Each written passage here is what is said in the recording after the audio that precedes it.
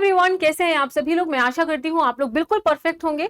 RRB JEE री exam जो हाल ही में हुआ था उसमें कितने क्वेश्चंस गलत हैं और किन क्वेश्चंस में आप चैलेंज कर सकते हैं, आज उसी की बात हम इस वीडियो में करने वाले हैं। आप 12 तक 12th ऑफ दिस मंथ तक यहाँ पे चैलेंज कर सकते हैं रात 12 बजे तक। इसीलिए हमने थोड़ा टाइम लिया। टाइम किस लिए लिया? ताकि हम स्टैंडर्ड बुक्स के रेफरेंस ला करके आपके सामने रख सके।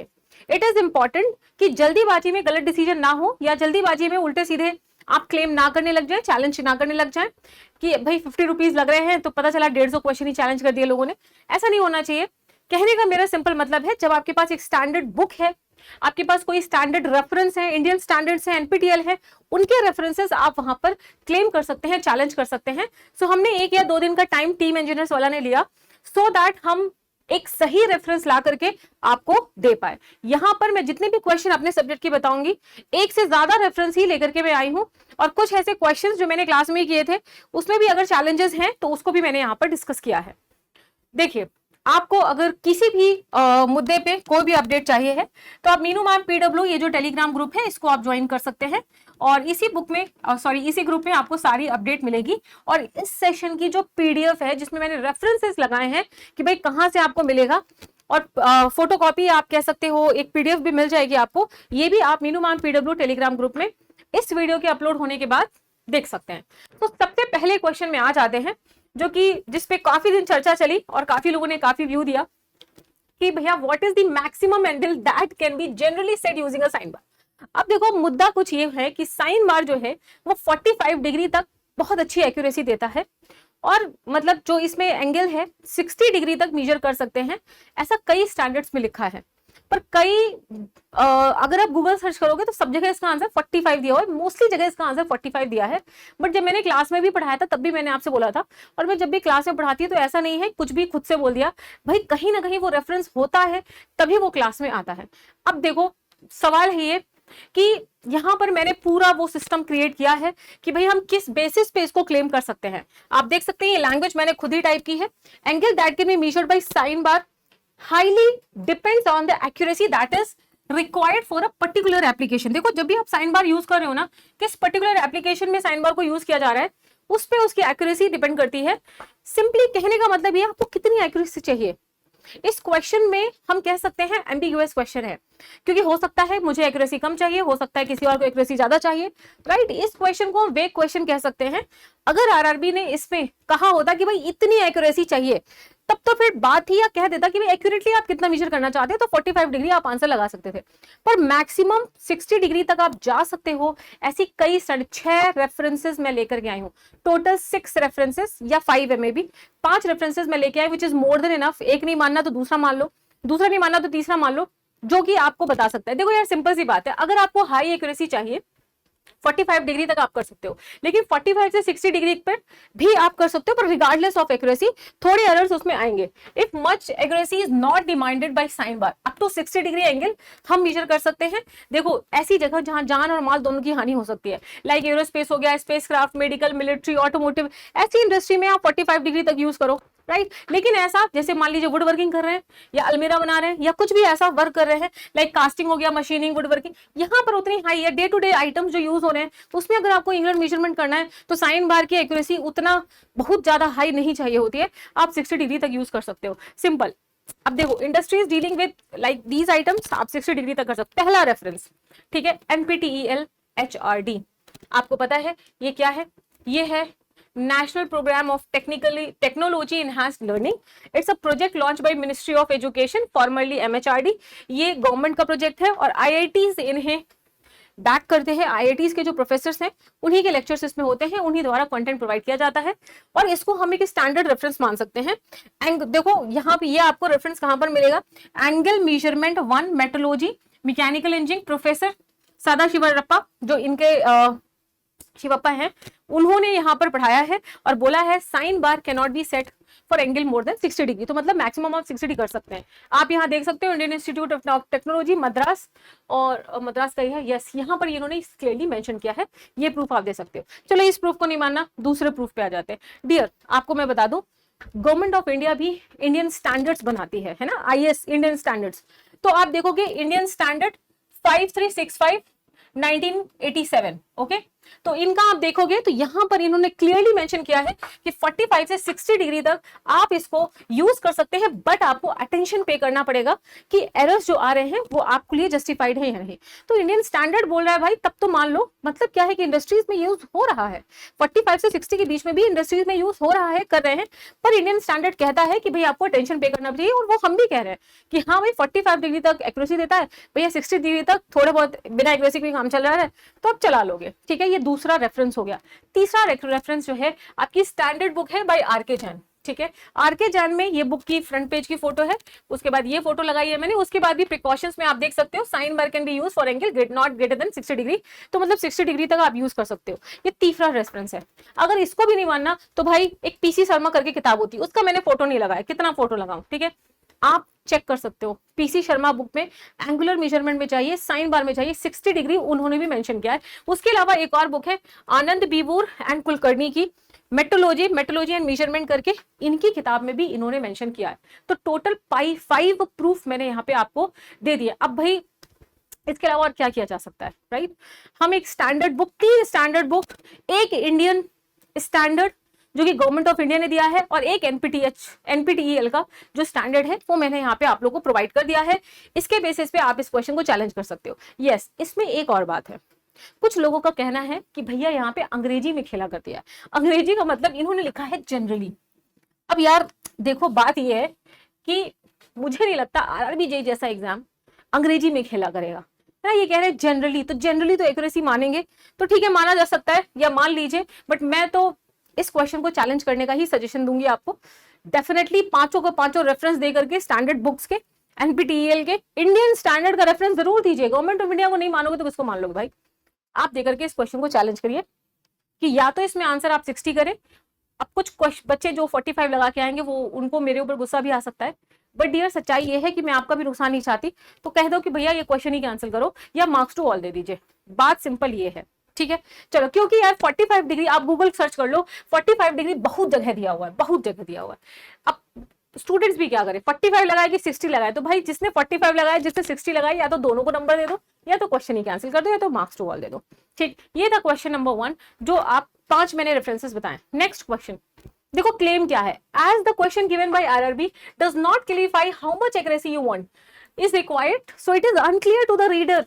और वो कई बार जब आप क्वेश्चन पढ़ रहे हो तो हम क्या परसेप्शन लेते हैं उस क्वेश्चन से, वो अनक्लियर है जब क्वेश्चन, तो आपका परसेप्शन कुछ भी हो सकता है।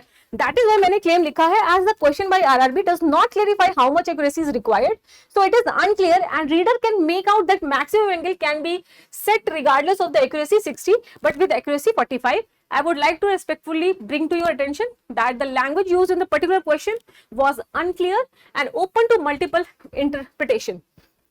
जब बच्चा क्वेश्चन पढ़ रहा है उसमें मल्टीपल इंटरप्रिटेशन हो सकते हैं, तो आपको ध्यान देना चाहिए ताकि एक क्लियर आप क्लैरिटी हो क्वेश्चन में, और जो एक्यूरेसी है इवैल्यूएशन की वो खराब नहीं होनी चाहिए। सारे स्टूडेंट्स के लिए चीजें बराबर होनी चाहिए, ठीक है? As the accuracy needed is not clarified in the question, this question should be kept under wrong question. Marks to all should be given. This is my terms to RRB. Next question पे आ जाते हैं। Next question तो dear ऐसा question इन्होंने दिया है, what type of abrasive is suitable for grinding glass and ceramics? देखो, glass and ceramics dear, silicon carbide, कुछ मैंने सर्च किया था गूगल में। जब आप गूगल में जनरल सर्च करते हैं, है ना, तो कुछ इंस्टीट्यूट है उनका हमेशा सर्च आता है। सिलिकॉन कार्बाइड डेफिनेटली उन्होंने दिया है आंसर, बट डियर मैं यहाँ पे एक प्रूफ लेके आई हूँ। प्रूफ है मिकेल पी ग्रूवर, ये एक बहुत ही स्टैंडर्ड बुक है, फॉरेन राइटर की बुक है। इसमें क्लियरली मेंशन्ड है कि डियर डायमंड जो है, diamond abrasive occurs naturally and diamond we जो एब्रेसिव्स हैं are generally used for grinding applications for abrasive materials like ceramics, cemented carbide and glass. Clearly mentioned है कि भाई जो डायमंड है वो ceramics, cemented carbides and glass के लिए प्रयोग किया जा सकता है। अब ये एक काफी अच्छी और स्टैंडर्ड बुक है, इसके कई एडिशन भी आ चुके, फॉरेन राइटर की बुक है, मानना तो पड़ेगा, ठीक है? Standard book fundamentals of modern manufacturing bye Mikel P Grover says clearly in page number 655। आप इनका पेज नंबर भी मैं मेंशन कर दी है यहाँ पर, grinding, which I have highlighted here, that diamond wheels are generally used in grinding applications on hard abrasive materials such as ceramics, cemented carbides and glass, है ना. Therefore the correct answer should be one, that is diamond. Diamond ही इसका correct answer है बेटा. Next year next question. ये question तो बहुत obvious था, फिर भी गलत दिया. इन्होंने यहाँ पर बोला है कि भाई स्ट्रेन हार्डनिंग रीजन कौन सा है. तो यहाँ पे जहां पर देखो, जब हम लोड लगाते हैं मटेरियल में, जहां पर डिसलोकेशन डेंसिटी बढ़ती है, प्लास्टिक डिफॉर्मेशन स्टार्ट हो जाता है, डिसलोकेशन डेंसिटी बढ़ती है, पॉइंट इफेक्ट डेंसिटी बढ़ती है, वहीं पर स्ट्रेन हार्डनिंग हो जाती है और ग्राफ उठने लग जाता है. तो जब उठता है ग्राफ, वही स्ट्रेन हार्डनिंग रीजन है. दैट मींस ये डीई वाला रीजन, यही आपका स्ट्रेन हार्डनिंग रीजन है. इन्होंने आंसर इसका सीडी दिया जो कि गलत है. DE is the right answer. ठीक है, इसके लिए रेफरेंस बुक आप आरसी हिवलर करके किताब आती है, आप उसमें जाइए. रेफरेंस क्या है? Book mechanics of material by R C, Hibbeler 3. ठीक है, mechanical properties of material, page number 84 says that light green portion जो है वो स्ट्रेन हार्डनिंग रीजन है. ये वाला पोर्शन, इसके लिए मैंने एक और फिगर भी डाल दिया. ये वाला रीजन आपका स्ट्रेन हार्डनिंग रीजन है और इनके फिगर के हिसाब से यही इनका डीई है. ठीक है, तो डीई ही इसका करेक्ट आंसर है. अगेन रेफरेंस बुक भी मैंने यहाँ पर मेंशन कर दी, आरसी हिबलर. ठीक है, this is also very standard book, आप इसका रेफरेंस ले सकते हैं. ठीक है, अब चलो नेक्स्ट क्वेश्चन आपके सामने है. The function of the supporting column in tool makers microscope is to. देखो इस क्वेश्चन में मैं इसको सर्च कर रही थी, नॉर्मल गूगल में होल्ड द स्पेसिमन भी है, एंड एक बुक है जिसका एनवी राघवेंद्र.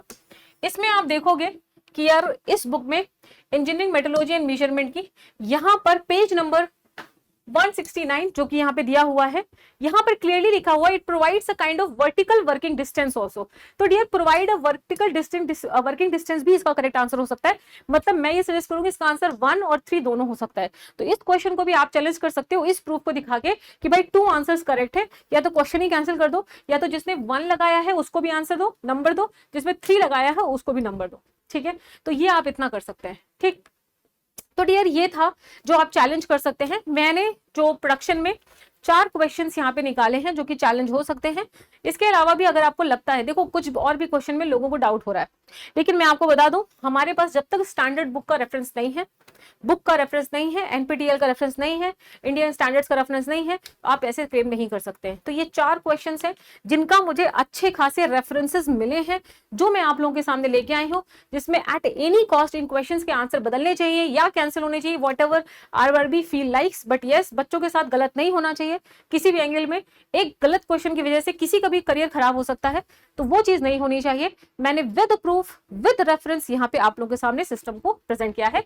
बाकी आप लोग मीनू मैम पीडब्ल्यू ये वाला जो टेलीग्राम ग्रुप है, देयर इस टेलीग्राम ग्रुप को ज्वाइन कर सकते हैं. इस सेशन की पीडीएफ मैं वहां पे डाल दूंगी, तो ये जो रेफरेंसेस है इनकी फोटो वगैरह आप ले सकते हो वहां से. ठीक है, मीनू मैम पीडब्ल्यू. इसके बाद इमरान सर भी अपने सब्जेक्ट के रॉन्ग क्वेश्चन को डिस्कस करेंगे, एंड शहनवाज सर भी अपने सब्जेक्ट के रॉन्ग क्वेश्चन को डिस्कस करेंगे. Thank you so much everyone, and I hope that मेरा 2 दिन से इतनी मेहनत करना, सारे रेफरेंसेस को ढूंढना, बहुत सारी किताबों को ढूंढना आप लोगों के लिए फ्रूटफुल रहेगा. और डेफिनेटली 4 क्वेश्चंस ये हैं, एक question I think Imran sir का है और एक क्वेश्चन शहनवाज सर का है. ये 6 क्वेश्चंस में आंसर चेंज होंगे और आप लोगों के साथ बिल्कुल सही होगा, एक फेयर कॉम्पिटिशन होगा.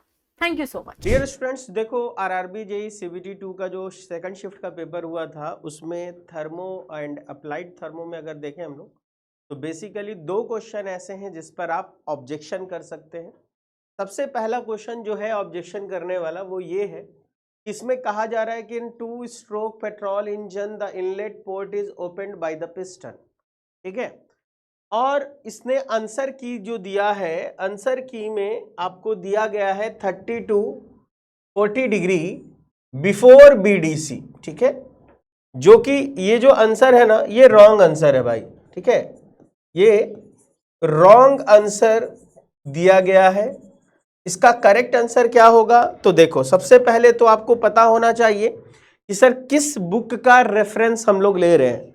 ये है आपका बुक जिसका नाम क्या है, a text book of internal combustion engine by RK. Rajput.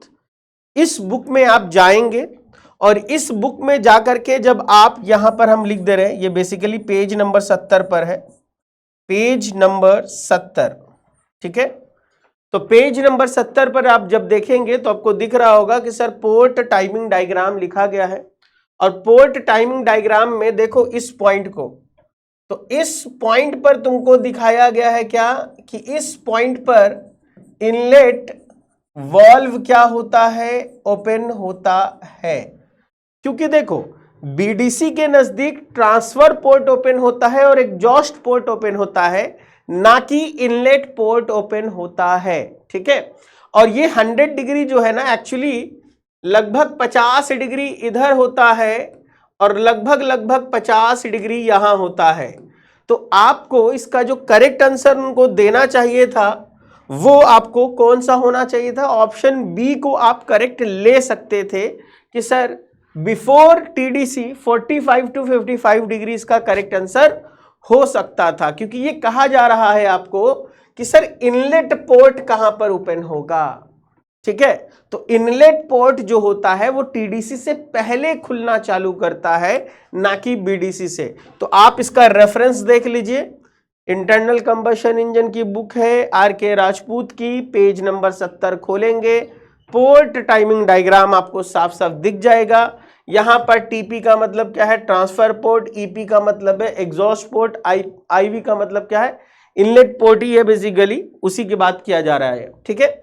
तो इसका आपको जवाब मिल गया। अब एक और क्वेश्चन है, देखिए अगला जो क्वेश्चन है जिस पर ऑब्जेक्शन किया जा सकता है वो ये है कि इन 4 stroke diesel engine the exhaust valve open before the piston reaches the bottom dead centre. तो हम लोग एग्जॉस्ट वाल्व को डीजल इंजन में बॉटम डेड सेंटर पर पिस्टन के पहुंचने से पहले ही खुलना शुरू कर देते हैं, उसका रीजन क्या होगा। तो इन्होंने आंसर की में दिया है इंप्रूव फ्यूल एटोमाइजेशन, ठीक है। इन्होंने आंसर की में क्या दिया है, इंप्रूव फ्यूल एटोमाइजेशन दिया है, जो कि आप इसको भी, ये रॉन्ग सॉल्यूशन है बेसिकली, ठीक है, ये रॉन्ग सॉल्यूशन है। एक्चुअली में इसका इस्तेमाल किया जाता है पंपिंग लॉस को रिड्यूस कराने के लिए। इसका आपको रेफरेंस क्या है, देखिए ये आपका रेफरेंस बुक हो गया, बहुत ही फेमस बुक है। कौन सी बुक है, IC engine 4th edition by V Ganesan, professor है आईआईटी मद्रास के, यानी कि काफी रेफरेंस जो है बहुत तगड़ा है इसका। यहां से आप जाइएगा, आप पेज नंबर कहां पर आएंगे, 365 पर। पेज नंबर 365 में देखिए यहां पर साफ साफ लिखा गया है कि आपको the work spend to change the cylinder, charge the cylinder with fresh mixture during the suction stroke and to discharge the combustion product during the exhaust stroke is called the pumping loss। लेकिन most important बात क्या है, वो ये है, most important बात ये है कि पंपिंग लॉस रिड्यूस कैसे होगा। तो पंपिंग लॉस में be reduced by increasing the valve area. तो वॉल्व एरिया कैसे बढ़ेगा, जब हम वॉल्व को पहले से खोलना शुरू कर देंगे तो पंपिंग लॉस क्या होगा, रिड्यूस हो जाएगा, ठीक है, क्लियर है। तो इस चीज को आप रेफरेंस बना करके बता सकते हैं कि सर इस क्वेश्चन में हम लोग ये ऑब्जेक्शन कर सकते हैं। तो आई होप कि आपको बात समझ में आ गई होगी। तो थर्मो एंड आईसी में यही 2 क्वेश्चन थे जिस पर आप क्या कर सकते हैं, क्लेम कर सकते हैं, ठीक है।